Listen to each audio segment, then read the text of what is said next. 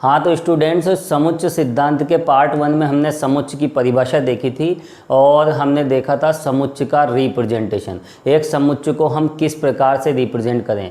उसमें भी हमने एक रोस्टर फॉर्म देखी थी और एक सेट बिल्डर फॉर्म देखी थी जिसे हम नियम रूप भी कहते हैं। और इसके बाद हमने कुछ स्टैंडर्ड नोटेशन देखे थे और साथ में हमने संख्याओं के कुछ महत्वपूर्ण समुच्चय भी देखे थे, जिनमें प्राकृत संख्याओं का समुच्चय, पूर्ण संख्याओं का समुच्चय, पूर्णांकों का समुच्चय, परिमेय संख्याएं, अपरिमेय संख्याएं, वास्तविक संख्याएं, इस तरह की संख्याओं के समुच्चय हमने देखे थे। तो देखिए इस वीडियो में सबसे पहले हम समुच्चय की कोटि की बात करेंगे, ऑर्डर ऑफ ए सेट की बात करेंगे। तो देखिए समुच्चय की कोटि होती क्या है, किसी समुच्चय में विद्यमान अवयवों की संख्या उस समुच्चय की कोटि कहलाती है। और किसी समुच्चय ए की कोटि को n ऑफ a से व्यक्त किया जाता है। तो देखिए समुच्चय की कोटि एक सिंपल सी डेफिनेशन है, किसी समुच्चय में जितने एलिमेंट्स हैं, जितने भी अवयव होते हैं, वो क्या होती है, उसकी कोटि होती है। फॉर एग्जांपल जैसे हम अंग्रेजी के स्वरों के समुच्चय की बात करें तो उसमें कितने एलिमेंट्स होंगे, उसमें 5 एलिमेंट्स होंगे, तो उसकी कोटि कितनी हो जाएगी, 5 हो जाएगी। और भी हम बहुत सारे एग्जाम्पल्स देख सकते हैं, जैसे 3 से बड़ी और 10 से छोटी प्राकृत संख्याओं के समुच्चय की कोटि क्या होगी। तो देखिए 3 से बड़ी और 10 से छोटी प्राकृत संख्याएं कौन कौन सी होती है, 4, 5, 6, 7, 8, 9। तो कितनी प्राकृत संख्याएं हैं जो 3 से बड़ी हैं और 10 से छोटी है, ऐसी 6 प्राकृत संख्याएं हैं। तो देखिए इस समुच्चय की कोटि कितनी हो जाएगी, 6 हो जाएगी। और देखिए हम बहुत सारे एग्जाम्पल हम यहाँ पर देख सकते हैं, जैसे सपोज कीजिए ए कोई समुच्चय है, मैं एक समुच्चय ले लेता हूँ और उसमें कितने एलिमेंट्स हैं, 3 एलिमेंट्स। कौन कौन से एलिमेंट्स हैं, x, y और z। और देखिए मैं एक दूसरा समुच्चय ले रहा हूँ, समुच्चय b, और जिसमें x प्रकार की संख्याएं हैं और x ऐसी प्राकृत संख्या है जो 2 से बड़ी है और 5 से छोटी है। तो देखिए अब हमें इन दोनों समुच्चय की कोटि निकालनी है, इन दोनों समुच्चय का ऑर्डर क्या है। तो सबसे पहले हम बात करते हैं समुच्चय ए की। तो यहाँ पर देखिए समुच्चय ए में स्पष्ट नज़र आ रहा है कि इसमें कितने एलिमेंट्स हैं, टोटल 3 एलिमेंट्स हैं। तो इस समुच्चय की कोटि कितनी हो जाएगी, समुच्चय ए की कोटि हो जाएगी 3। अब हम बात करते हैं समुच्चय बी की। समुच्चय बी में कितने एलिमेंट्स हैं। तो देखिए इसको हम सबसे पहले क्या करेंगे, रोस्टर फॉर्म में कन्वर्ट करेंगे। तो देखिए जैसे ही हम इसको रोस्टर फॉर्म में कन्वर्ट करेंगे तो हमें पता लग जाएगा कि इसमें कितने एलिमेंट्स हैं। तो यहाँ पर देखिए समुच्चय बी में x प्रकार के एलिमेंट हैं और x ऐसी प्राकृत संख्या है जो 2 से बड़ी है और 5 से छोटी है। तो आप थोड़ा सा सोचिए, 2 से बड़ी और 5 से छोटी प्राकृत संख्याएं कौन कौन सी होगी, 3 और 4। तो देखिए यहाँ समुच्चय बी में कितने एलिमेंट हुए, 2 एलिमेंट। तो यहाँ पर बी की कोटि कितनी हो जाएगी, 2। तो देखिए यहाँ ए की कोटि कितनी हो जाएगी, कितने एलिमेंट है, 3। और समुच्चय बी की कोटि कितनी हो जाएगी, 2। तो देखिए कोटि सिंपल सी डेफिनेशन है, किसी समुच्चय में जितने एलिमेंट होते हैं वही उसकी क्या होती है, कोटि होती है। अब देखिए जैसे हम बात करें वास्तविक संख्याओं के समुच्चय की, तो वास्तविक संख्याओं का समुच्चय जो r होता है उसकी कोटि कितनी होती है, वास्तविक संख्याओं के समुच्चय की कोटि कितनी होती है, इनफाइनाइट। अब देखिए इनफाइनाइट क्यों होती है, क्योंकि उसमें इनफाइनाइट एलिमेंट्स होते हैं, अनंत वास्तविक संख्याएं होती है। इसी प्रकार अगर हम बात करें जैसे प्राकृत संख्याओं के समुच्चय की, तो प्राकृत संख्याओं के समुच्चय की कोटि, n का मतलब प्राकृत संख्याओं का समुच्चय, और उसकी कोटि भी कितनी होती है, इनफाइनाइट, क्योंकि प्राकृत संख्याएं भी कितनी होती है, अनंत होती है। तो उसकी कोटि भी कितनी हो जाएगी, इनफाइनाइट। तो देखिए यहाँ पर समुच्चय की कोटि की परिभाषा के बाद अब हम बात करेंगे रिक्त समुच्चय की, एम्प्टी सेट की। वह समुच्चय जिसमें कोई भी अवयव विद्यमान नहीं होता है, रिक्त समुच्चय कहलाता है। और रिक्त समुच्चय को फाई से व्यक्त किया जाता है, अर्थात फाई क्या होगा, रिक्त समुच्चय। फाई किसका सूचक होगा, रिक्त समुच्चय का। अब देखिए रिक्त समुच्चय की सीधी सी डेफिनेशन है, ऐसा समुच्चय जिसमें कोई भी एलिमेंट नहीं है, यानी नंबर ऑफ एलिमेंट्स कितने हो जाएं, 0, अवयवों की संख्या अगर 0 है तो उसे हम क्या कहेंगे, रिक्त समुच्चय, एम्प्टी सेट कहेंगे। तो देखिए यहाँ इसके अगर हम एग्जाम्पल की बात करें तो सबसे पहले मैं एक एग्जाम्पल ले रहा हूँ।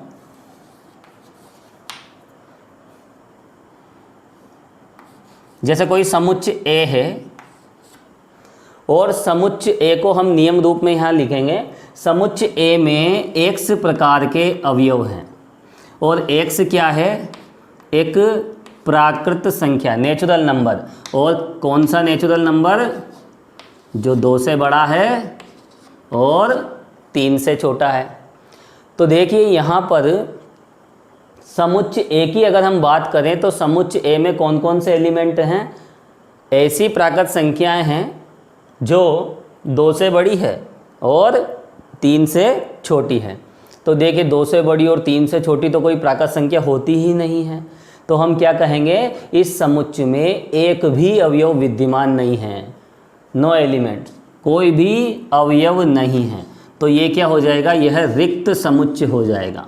यानी हम इसको क्या बोलेंगे, दिस इज फाई, ये फाई है, रिक्त समुच्चय है। फाई किसका सूचक होता है, रिक्त समुच्चय का।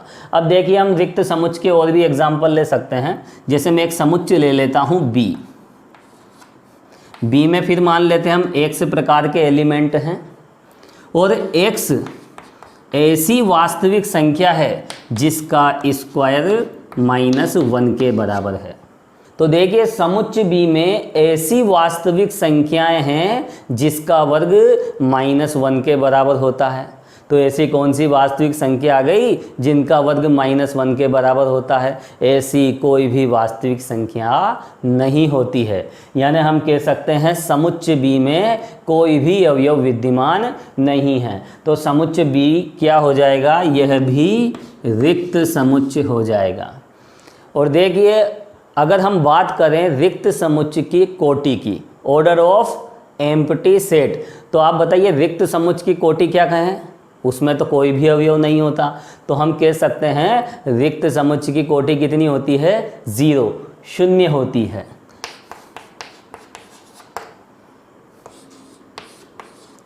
n ऑफ फाई कितना होता है, 0।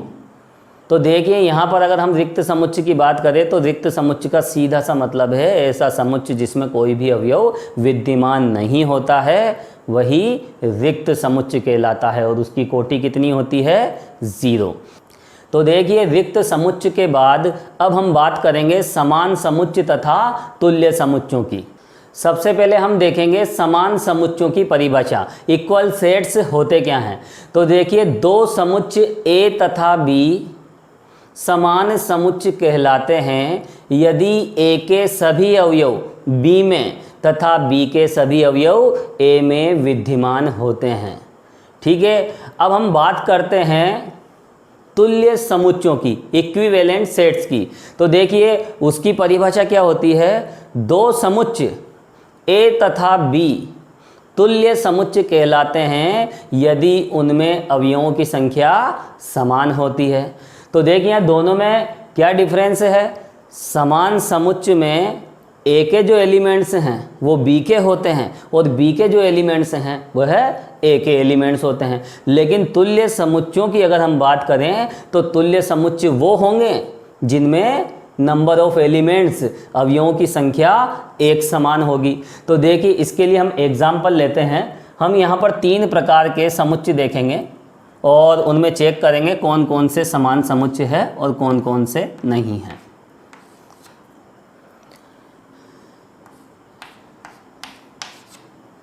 देखिए समुच्चय ए में हमने 2 एलिमेंट लिए। अब हम बात करेंगे समुच्चय बी की। तो देखिए समुच्चय बी में x प्रकार के एलिमेंट है और x रियल नंबर है और ऐसा रियल नंबर जिसका स्क्वायर कितना हो जाए 1 हो जाए। ठीक है, अब हम एक समुच्चय और ले लेते हैं, समुच्चय C। समुच्चय C में हमने मान लिए 2, 3, 4 और एक समुच्चय और ले लेते हैं हम, समुच्चय D, जिसमें है x, y, z। तो देखिए 4 समुच्चयों पर हम विचार करेंगे और यहाँ हमें देखना है कि कौन कौन से समुच्चय तुल्य समुच्चय हैं और कौन कौन से समान समुच्चय है, यानी कौन से इक्वल सेट्स हैं और कौन से इक्विवेलेंट सेट्स है, ये हमें देखना है। तो देखिए यहाँ समुच्चय ए में तो 2 एलिमेंट है, आपको क्लियर नज़र आ रहे हैं, लेकिन यहाँ समुच्चय बी में कितने एलिमेंट्स हैं यह ज्ञात करने के लिए सबसे पहले हम इस समुच्चय को रोस्टर फॉर्म में कन्वर्ट करेंगे। तो देखिए इस समुच्चय का रोस्टर फॉर्म क्या होगा,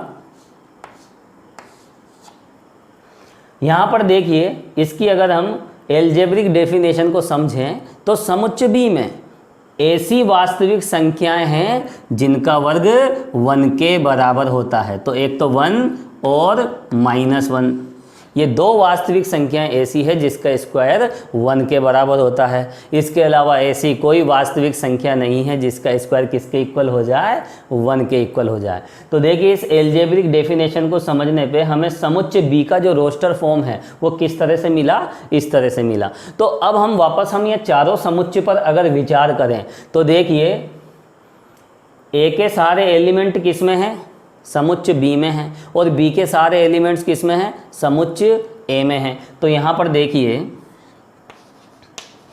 यहाँ ए तथा बी समान समुच्चय हैं।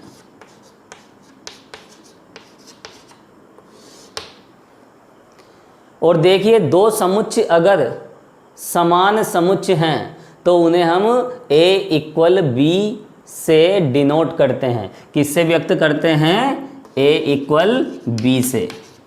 तो देखिए a और b तो समान समुच्चय है, इक्वल सेट्स हैं, तो हम उससे किससे रिप्रेजेंट करेंगे, a इक्वल b से।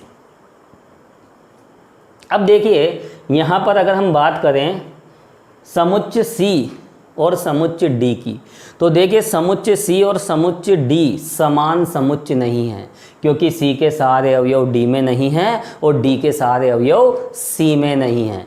लेकिन अगर हम इनको देखें तो ये तुल्य समुच्चय जरूर हैं। क्यों, क्योंकि इनमें नंबर ऑफ एलिमेंट्स, अवयवों की संख्या समान है। इसमें भी 3 अवयव हैं और इसमें भी 3 अवयव है। तो हम कह सकते हैं C तथा D क्या होंगे, तुल्य समुच्चय हैं, इक्विवेलेंट सेट्स है। अब देखिए अगर हम बात करें ए और बी की, तो यहाँ ए के सारे अवयव तो बी में हैं, बी के सारे अवयव ए में हैं, तो ए और बी क्या हो जाएंगे, समान समुच्चय हो जाएंगे, लेकिन ये तुल्य समुच्चय भी हैं। क्यों हैं, क्योंकि ए में और बी में अवयवों की संख्या क्या है, समान है। तो देखिए ए तथा बी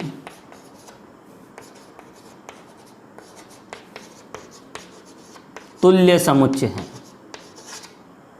तो देखिए हम यहाँ ऐसे कह सकते हैं कि समान समुच्चय तुल्य समुच्चय होते हैं, परंतु तुल्य समुच्चयों का समान समुच्चय होना आवश्यक नहीं है। तो देखिए समान समुच्चय और तुल्य समुच्चयों की परिभाषा के बाद अब हम बात करेंगे परिमित तथा अपरिमित समुच्चय की। यदि किसी समुच्चय में अवयवों की संख्या सीमित होती है तो उसे हम परिमित समुच्चय कहते हैं, और यदि किसी समुच्चय में अवयवों की संख्या असीमित होती है तो उसे हम अपरिमित समुच्चय कहते हैं। तो देखिए सीधी सी डेफिनेशन है, अगर किसी समुच्चय में फाइनाइट नंबर ऑफ एलिमेंट्स हैं, परिमित संख्या में अवयव है, तो उसे हम क्या कहेंगे, परिमित समुच्चय, अदरवाइज अपरिमित समुच्चय। अब देखिए इसके अगर हम एग्जाम्पल की बात करें तो देखिए यहाँ पर जैसे हम एक समुच्चय ले लेते हैं 1 2 3। तो देखिए अगर हम इस समुच्चय की बात करें तो इसमें कितने एलिमेंट्स हैं, इसमें केवल 3 एलिमेंट्स हैं। तो सीमित संख्या में एलिमेंट हैं, तो हम इसको क्या बोलेंगे, इसको बोलेंगे हम परिमित समुच्चय।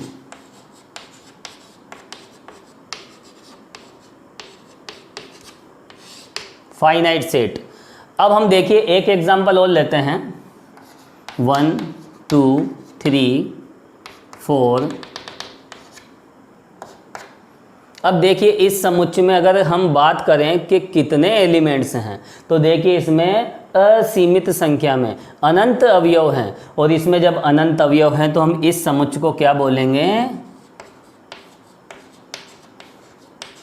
अपरिमित समुच्चय।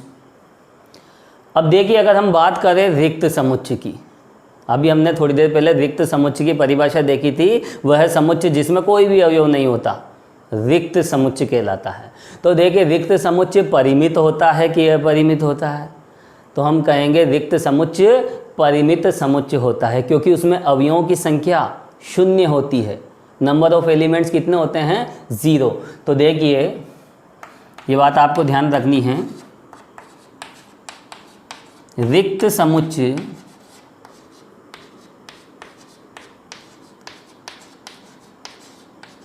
परिमित होता है, क्योंकि उसमें कितने एलिमेंट्स होते हैं, 0, और 0 क्या होता है, परिमित होता है, इसलिए रिक्त समुच्चय क्या होता है, परिमित समुच्चय। अब देखिए इसके बाद हम बात करेंगे एकल समुच्चय की, सिंगलटन सेट की। तो देखिए उसकी परिभाषा क्या होती है, वह समुच्चय जिसमें केवल एकमात्र अवयव होता है, ओनली वन एलिमेंट, क्या कहलाता है, एकल समुच्चय कहलाता है, सिंगलटन सेट कहलाता है। तो देखिए एकल समुच्चय की अगर हम एग्जाम्पल की बात करें,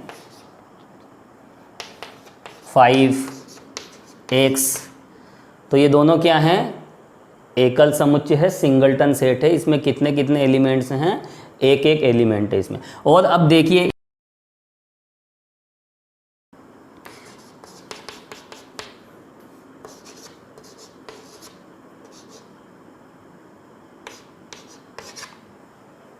तो देखिए इस समुच्चय को अगर हम देखें तो ऐसी प्राकृत संख्याएं जो 2 से तो बड़ी है और 4 से छोटी है, यानी क्या होगी, 3, यानी इसमें एक ही एलिमेंट है 3।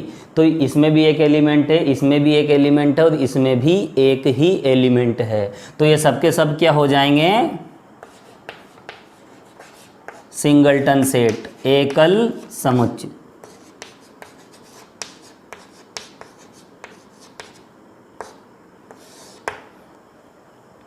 तो देखिए हमने अभी परिमित और अपरिमित समुच्चय की परिभाषा को समझा है, उसके बाद हमने देखा है सिंगलटन सेट की डेफिनेशन को।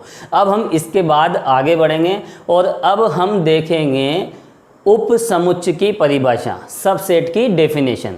तो देखिए उप समुच्चय की क्या परिभाषा होती है, समुच्चय ए समुच्चय बी का उप समुच्चय कहलाता है यदि ए के समस्त अवयव समुच्चय बी में विद्यमान होते हैं। तो सिंपल सी बात है, यदि समुच्चय के सारे एलिमेंट्स किसमें हैं, समुच्चय बी में है, तो फिर ए क्या हो जाएगा, उप समुच्चय हो जाएगा, किसका, बी का। तो देखिए यहाँ पर अगर हम इसके सिंबल की अगर बात करें, यदि ए बी का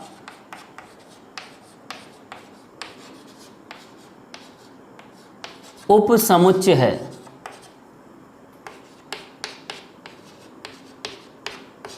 तो इसे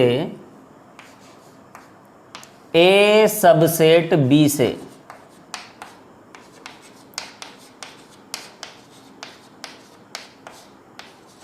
व्यक्त करते हैं। तो देखिए ये सबसेट का साइन है, उप समुच्चय का ये सिंबल है, ए बी का उप समुच्चय है, तो हम उसे इस तरह से रिप्रेजेंट करते हैं। अब देखिए उप समुच्चय का मतलब क्या है, किसी समुच्चय के उप समुच्चय का मतलब ये है कि हम उस दिए गए समुच्चय से हम कुछ एलिमेंट्स लेकर एक नया समुच्चय बनाते हैं, तो वो क्या होता है, वह उप समुच्चय होता है। हम उप समुच्चय के बहुत सारे एग्जाम्पल हम देख सकते हैं। जैसे एक समुच्चय हम ले लेते हैं 1 2 3, और एक ले लेते हैं 1 2 3 4 5। तो देखिए यहाँ पर इसके सारे एलिमेंट किसमें हैं, इसमें हैं, तो ये क्या हो जाएगा, इसका सबसेट हो जाएगा उप समुच्चय। तो देखिए इसके अलावा हम उप समुच्चय के और भी हम एग्जाम्पल ले सकते हैं। जैसे हम बात करते हैं प्राकृत संख्याओं के समुच्चय की, तो देखिए प्राकृत संख्याओं का समुच्चय सेट ऑफ नेचुरल नंबर किसका उपसमुच्चय होता है? पूर्ण संख्याओं के समुच्चय का। और पूर्ण संख्याओं का समुच्चय किससे व्यक्त किया जाता है? W से। तो आप देखिए जितनी भी प्राकृत संख्याएं हैं वो पूर्ण संख्याएं होती है। अब हम बात करें कि पूर्ण संख्याओं का समुच्चय किसका उपसमुच्चय होता है, तो देखिए ये किसका उपसमुच्चय होता है? W, पूर्णांकों के समुच्चय का, क्योंकि पूर्ण संख्याएं पूर्णांक होती है। तो यहाँ पर हम कह सकते हैं कि W Z का उपसमुच्चय है।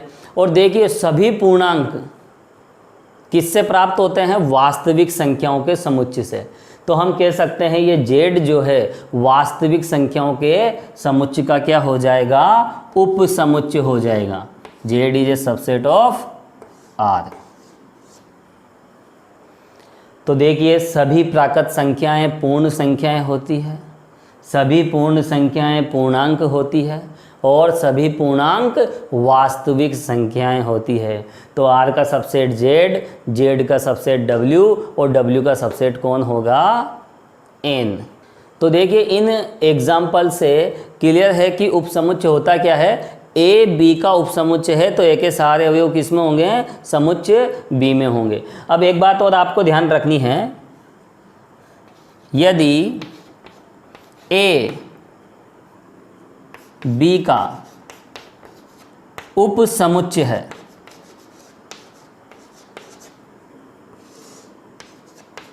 तो B A का अधिसमुच्चय यानी सुपरसेट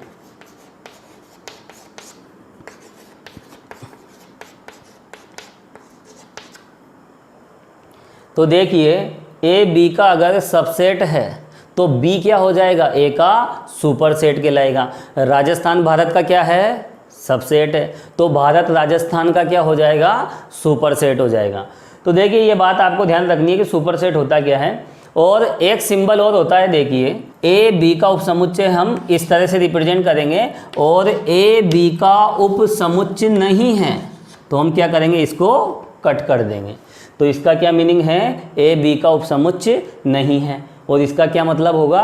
ए बी का उपसमुच्चय होगा तो सबसेट है, सबसेट नहीं है। तो देखिए उपसमुच्चय की परिभाषा के बाद अब हम एक दिए गए समुच्चय से कितने उपसमुच्चय बनाए जा सकते हैं उस पर हम विचार करेंगे। तो देखिए किसी समुच्चय के सभी उपसमुच्चय ज्ञात करने के लिए हम एक सिंपल सा एग्जांपल लेंगे। जैसे कोई समुच्चय ए है और जिसमें कितने एलिमेंट हैं? x, y और z। हमें इस समुच्चय के सारे ही उपसमुच्चय हमें फाइंड करने हैं, सारे उपसमुच्चय हमें ज्ञात करने हैं। तो देखिए सारे उपसमुच्चय हम किस तरह से ज्ञात करेंगे? यहाँ समुच्चय में कितने एलिमेंट्स नज़र आ रहे हैं? 3 एलिमेंट्स। अब यहाँ पर हम यदि समुच्चय ए के उपसमुच्चय बनाएं तो उन उपसमुच्चयों में एलिमेंट्स कहाँ से आएंगे? इस समुच्चय से ही आएंगे। तो देखिए इस समुच्चय के एलिमेंट्स को ले लेकर हमें बहुत सारे उपसमुच्चय यहाँ पर बनाने हैं। और कितने बनेंगे ये तो इस समुच्चय के एलिमेंट्स पे डिपेंड करेगा, ठीक है। तो देखिए सबसे पहले हम यहाँ पर इस समुच्चय का कोई भी अवयव नहीं लेते हैं। अगर हम इस समुच्चय का एक भी अवयव नहीं लें तो कौन सा उपसमुच्चय बनेगा? एक भी अवयव नहीं लें तो इस तरह का उपसमुच्चय बनेगा। और ये क्या है? फाई यानी रिक्त समुच्चय। एक भी अवयव नहीं लेंगे तो उसमें कोई अवयव नहीं होगा, ऐसे समुच्चय को हम क्या बोलते हैं? रिक्त समुच्चय। अब देखिए इस समुच्चय के एक एक एलिमेंट लेकर हम एक एक ही एलिमेंट लेंगे और उपसमुच्चय बनाएंगे। तो देखिए एक एक एलिमेंट लेकर कितने उपसमुच्चय बनाए जा सकते हैं? या तो x बनेगा या y बनेगा या फिर z बनेगा। अब देखिए इस समुच्चय के हम दो दो एलिमेंट लेंगे तो दो दो एलिमेंट किस तरह से ले सकते हैं? या तो x y लेंगे या फिर y z लेंगे या फिर जेड एक्स लेंगे।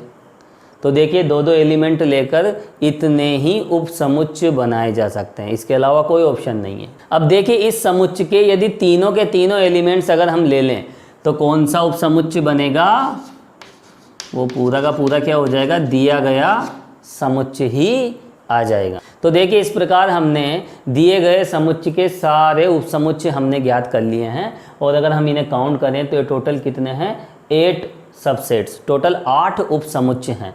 अब देखिए इन 8 उपसमुच्चय में वो दिया गया समुच्चय भी आ गया है और एक रिक्त समुच्चय भी आ चुका है। तो देखिए हम यूँ कह सकते हैं कि रिक्त समुच्चय फाई, क्या कह सकते हैं हम, रिक्त समुच्चय फाई प्रत्येक समुच्चय का उपसमुच्चय होता है, और इसके बेस पे क्या कहेंगे, प्रत्येक समुच्चय स्वयं का भी उपसमुच्चय होता है।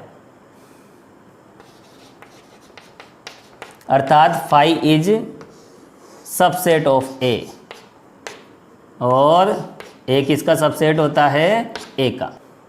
तो इसका मतलब क्या है, प्रत्येक समुच्चय स्वयं का उपसमुच्चय होता है, और इसका मतलब क्या है, फाई प्रत्येक समुच्चय का उपसमुच्चय होता है। तो देखिए इस एग्जाम्पल के बाद अब हम बात करेंगे उपसमुच्चयों की संख्या। किसी समुच्चय के उपसमुच्चयों की संख्या, नंबर ऑफ सबसेट्स हम किस तरह से फाइंड करें, किस तरह से उन्हें ज्ञात करें। यदि समुच्चय ए में अवयवों की संख्या n है तो समुच्चय ए के उपसमुच्चयों की कुल संख्या 2 की पावर n होती है। तो देखिए इस प्रोसेस से हम किसी भी समुच्चय के कितने उपसमुच्चय हैं, उपसमुच्चयों की संख्या कितनी है, आसानी से हम ज्ञात कर लेते हैं। अब देखिए इसके लिए मैं एक एग्जांपल ले रहा हूं। जैसे कोई समुच्चय ए है और इस समुच्चय में कितने एलिमेंट हैं, 3 एलिमेंट है। यही एग्जाम्पल हमने अभी थोड़ी देर पहले लिया था। अब हमें इसके उपसमुच्चयों की संख्या ज्ञात करनी है, नंबर ऑफ सबसेट्स हमें फाइंड करने हैं। तो देखिए ए के उपसमुच्चयों की संख्या 2 की पावर n यानी 2 की पावर 3 कितना हो जाएंगे, टोटल 8 सबसेट्स हो जाएंगे। तो देखिए इस प्रोसेस से हम किसी भी समुच्चय के उपसमुच्चयों की संख्या आसानी से ज्ञात कर सकते हैं। तो यहाँ पर कितने एलिमेंट थे, 3, तो इसके उपसमुच्चय कितना हो जाएंगे, 2 की पावर 3। अगर किसी समुच्चय में 4 एलिमेंट हैं तो उसके उपसमुच्चयों की संख्या कितनी हो जाएगी, 2 की पावर 4। अब देखिए एक एग्जाम्पल और हम लेते हैं। रिक्त समुच्चय फाई के उपसमुच्चयों की संख्या। तो देखिए इस प्रोसेस से हम फाई के उपसमुच्चयों की संख्या निकालें। तो देखिए फाई में कितने एलिमेंट्स होते हैं, कितने अवयव होते हैं, फाई में तो कोई भी अवयव नहीं होता, रिक्त समुच्चय में कोई भी अवयव नहीं होता। तो फिर फाई में कितने अवयव होंगे, 0 अवयव होंगे। तो फाई में कितने एलिमेंट्स होंगे, 0। तो फाई के उपसमुच्चयों की संख्या कितनी आ जाएगी, 1। तो देखिए फाई का एक ही उपसमुच्चय होता है, और अभी हमने थोड़ी देर पहले देखा कि प्रत्येक समुच्चय स्वयं का क्या होता है, उपसमुच्चय। तो फाई क्या होगा, फाई का सबसेट होगा। फाई स्वयं क्या होगा, फाई का सबसेट होगा। तो देखिए फाई का एक ही उपसमुच्चय होता है जो कि स्वयं होता है। तो देखिए इस प्रोसेस से हम किसी भी समुच्चय के उपसमुच्चयों की संख्या आसानी से ज्ञात कर सकते हैं। तो देखिए इसके बाद अब हम बात करेंगे घात समुच्चय की, पावर सेट होता क्या है। तो देखिए घात समुच्चय की क्या परिभाषा होती है, किसी समुच्चय के समस्त उपसमुच्चयों का समुच्चय उस समुच्चय का घात समुच्चय कहलाता है। समुच्चय ए के घात समुच्चय को P ऑफ A से व्यक्त किया जाता है। P का मतलब पावर सेट यानी घात समुच्चय। तो देखिए यहाँ किसी समुच्चय के जितने भी उपसमुच्चय हैं उसका समुच्चय क्या होगा, घात समुच्चय होगा। तो देखिए घात समुच्चय की परिभाषा को समझने के लिए हम एक एग्जाम्पल लेंगे। जैसे ए कोई समुच्चय है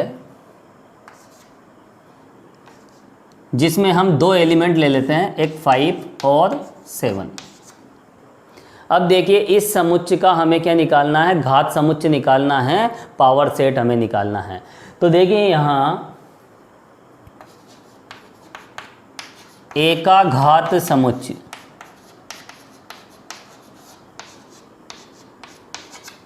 ए का घात समुच्चय किससे व्यक्त किया जाता है, पावर सेट ऑफ ए से व्यक्त किया जाता है। तो हमें क्या निकालना है, हमें ए का घात समुच्चय निकालना है। तो देखिए घात समुच्चय की क्या परिभाषा अभी हमने देखी, किसी समुच्चय के समस्त उप समुच्चयों का समुच्चय घात समुच्चय होता है। हम यहाँ क्या करेंगे, समुच्चय ए के जितने भी सबसेट्स हैं, जितने भी उप समुच्चय हैं वो हम निकाल लेंगे। वैसे अगर हम बात करें कि इसके कितने उप समुच्चय हैं, तो इसमें 2 की पावर 2 से हम सारे उप समुच्चय हम निकाल लेंगे। तो 2 की पावर 2 यानी 4। इसके कितने उप समुच्चय हैं, टोटल 4। तो देखिए वो कौन कौन से होंगे। यदि हम इनमें से एक भी अवयव न लें, कोई अवयव न लें, तो हमें कौन सा उप समुच्चय मिलेगा, 5। एक एक अवयव लेकर हम कितने उप समुच्चय बना सकते हैं, 2, एक तो 5 और एक 7। और यदि हम सारे के सारे एलिमेंट्स अगर ले लें तो ये समुच्चय ए क्या बन जाएगा, उप समुच्चय बन जाएगा। पूरा का पूरा क्या आ जाएगा, समुच्चय ए। तो देखिए यहाँ पर हमने समुच्चय ए के समस्त उप समुच्चय हमने ज्ञात कर लिए और समस्त उप समुच्चयों का समुच्चय हम इसका भी क्या बना लेंगे, समुच्चय बना लेंगे। तो ये क्या हो जाएगा, यही समुच्चय ए का घात समुच्चय हो जाएगा। यानी घात समुच्चय क्या होता है, समस्त उप समुच्चयों का समुच्चय। अब देखिए यहाँ घात समुच्चय के जितने भी एलिमेंट्स हैं वो किस रूप के हैं, घात समुच्चय का प्रत्येक अवयव खुद एक समुच्चय होता है। क्यों, क्योंकि वह सबसेट होता है। जो सबसेट होता है वो सेट भी होता है। यहाँ पर देखिए ये भी समुच्चय है, ये भी समुच्चय है। ये कौन सा समुच्चय है, रिक्त समुच्चय। ये कौन सा समुच्चय है, एकल समुच्चय। तो देखिए हर एक एलिमेंट कोई ना कोई समुच्चय होता है। तो घात समुच्चय का प्रत्येक अवयव किस रूप का होगा, समुच्चय रूप का। तो देखिए घात समुच्चय में कुल कितने अवयव हैं, यहाँ पर 4 अवयव हैं और प्रत्येक अवयव एक समुच्चय के रूप का है। अब यहाँ पर घात समुच्चय में कितने अवयव होंगे, अगर प्रश्न ये बने कि घात समुच्चय में कितने अवयव होते हैं, तो देखिए किसी समुच्चय के जितने उप समुच्चय होते हैं उतने ही उस समुच्चय के घात समुच्चय में अवयव होते हैं। यहाँ एक एक कितने उप समुच्चय हैं, 4 उप समुच्चय हैं। तो उसके घात समुच्चय में भी कितने अवयव होंगे, 4 ही होंगे। तो यहाँ हम क्या कह सकते हैं, यदि ए में अवयवों की संख्या n है तो घात समुच्चय P ऑफ A में अवयवों की संख्या कितनी होगी। तो देखिए यहाँ पर A में कितने अवयव हैं, n अवयव हैं। तो A के कितने उप समुच्चय होंगे, 2 की पावर n उप समुच्चय होंगे। तो फिर A के घात समुच्चय में कितने अवयव हो जाएंगे, 2 की पावर n।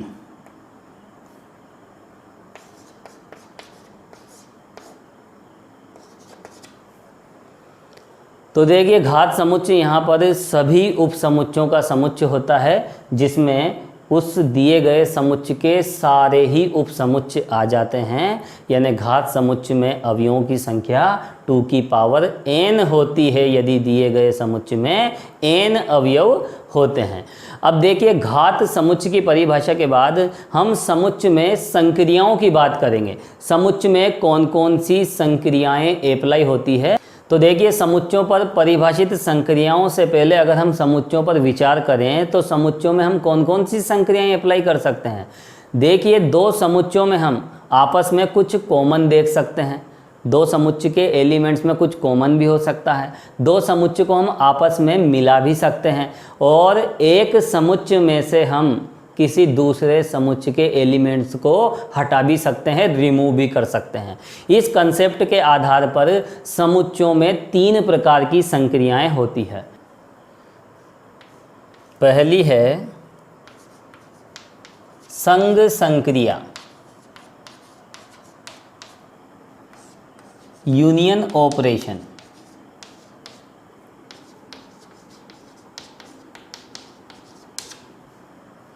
तो देखिए यूनियन ऑपरेशन को हम यू के द्वारा व्यक्त करते हैं। यूनियन ऑपरेशन को हम इस सिंबल के द्वारा डिनोट करेंगे, ए यूनियन बी। तो दो समुच्चयों में जब हम यह संघ संक्रिया अप्लाई करते हैं तो हम उसे किस तरह से रिप्रेजेंट करेंगे, ए यूनियन बी से।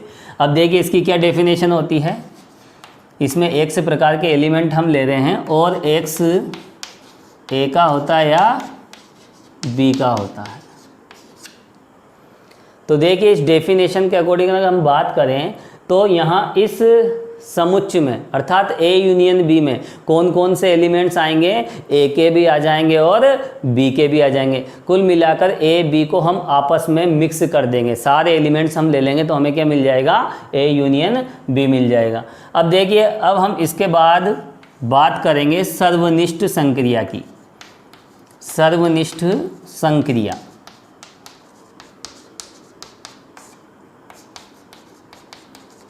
Intersection operation.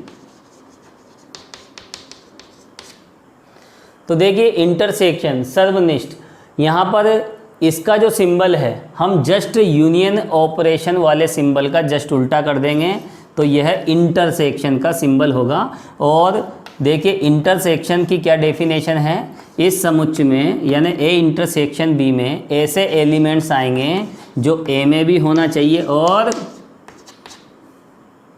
बी में भी होना चाहिए। तो देखिए इंटरसेक्शन में वो अवयव आते हैं जो ए में भी हैं और बी में भी है। तो कहने का मतलब यह है कि जब दो समुच्चयों का हम इंटरसेक्शन लेते हैं तो ऐसे एलिमेंट्स आते हैं जो ए में भी हैं और बी में भी है, यानी उनका जो कॉमन पार्ट होता है, जो उभयनिष्ठ भाग होता है, वह किस में आ जाता है, ए इंटरसेक्शन बी में आ जाता है। अब देखिए तीसरी ऑपरेशन की अगर हम बात करें, अंतर संक्रिया।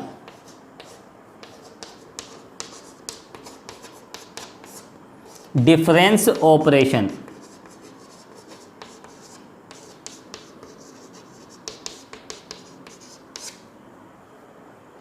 तो देखिए डिफरेंस ऑपरेशन अंतर संक्रिया, तो अंतर संक्रिया को तो हम किससे रिप्रेजेंट करते हैं, ए माइनस बी से।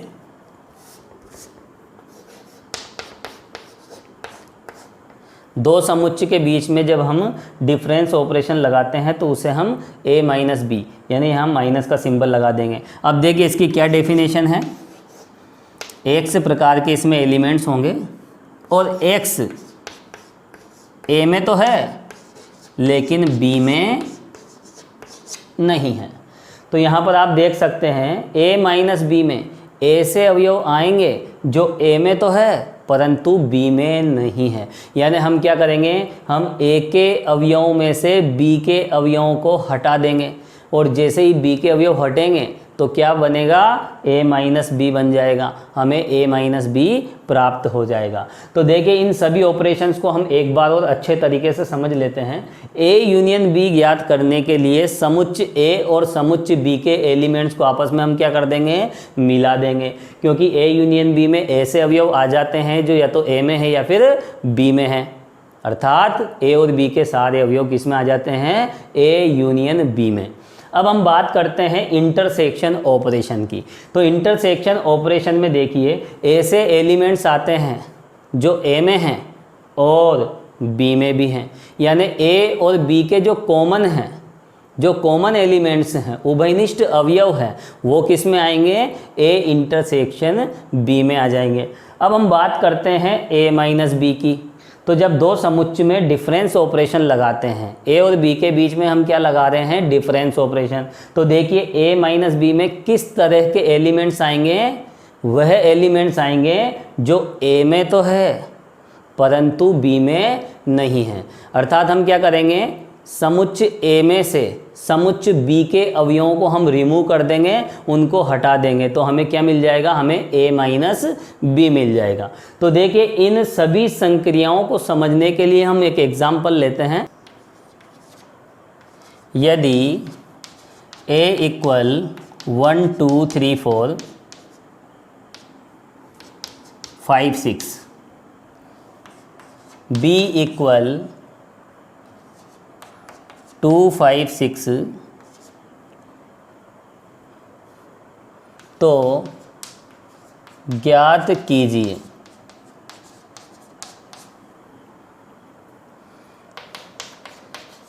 A union B, A intersection B और A माइनस B। तो देखिए यहाँ पर हमें दो समुच्चय दिए गए हैं, एक समुच्चय A और एक समुच्चय B।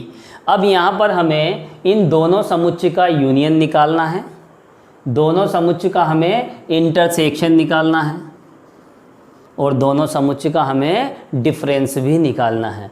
तो देखिए वो किस तरह से हम निकालेंगे।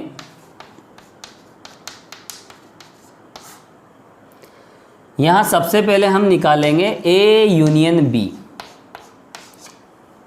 तो देखिए A यूनियन B की डेफिनेशन क्या थी, हम A और B के एलिमेंट्स को आपस में हम मिला देते हैं और जैसे हम आपस में मिलाएंगे तो हमें क्या मिलेगा, A यूनियन B मिलेगा।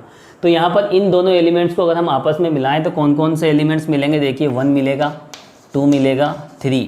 लेकिन ध्यान रहे हम रोस्टर रूप में लिख रहे हैं और रोस्टर रूप में एलिमेंट्स रिपीट नहीं होते हैं, जो एक बार आ गया वो दूसरी बार नहीं आएगा। क्लियर। तो देखिए यहाँ पर इन दोनों को मिलाएं तो 1 आ जाएगा, 2 आ जाएगा, 3 4 5 और 6। तो देखिए इन दोनों को आपस में हम मिला देंगे, यानी A यूनियन B में वो अवयव आ जाते हैं जो या तो A में है या फिर B में है। दैट इज A और B के सारे एलिमेंट्स आ जाएंगे। अब हम बात करते हैं A इंटरसेक्शन B की। अब देखिए A इंटरसेक्शन B का मतलब क्या होता है, A और B के जो कॉमन एलिमेंट्स हैं वो किस में आएंगे, A इंटरसेक्शन B में आएंगे। यानी ऐसे एलिमेंट्स आएंगे जो A में भी हैं और B में भी हैं। तो देखिए यहाँ पर इन दोनों का अगर हम इंटरसेक्शन लें तो इन दोनों का इंटरसेक्शन यानी जो कॉमन एलिमेंट्स है वो क्या क्या होंगे, एक तो 2 5 और 6। तो ये क्या हो जाएगा, A इंटरसेक्शन B। अब देखिए अब हम बात करते हैं A माइनस B की।